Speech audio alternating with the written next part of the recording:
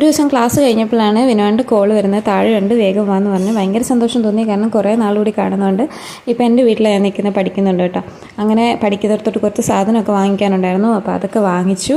നേരെ തിരിച്ച് ഇൻസ്റ്റിറ്റ്യൂഷനിൽ തന്നെ ഞാൻ കൊണ്ടുവച്ചു കേട്ടോ. അല്ലെങ്കിൽ നാളെ ഇത് ഞാൻ പൊതിഞ്ഞുകൊണ്ട് വരണ്ടേ, ചുമന്നുകൊണ്ട് വരണ്ടേ എന്നൊക്കെ ഓർത്തിട്ട്. അങ്ങനെ നമ്മൾ തിരിച്ച് വീട്ടിൽ പോവാണ്.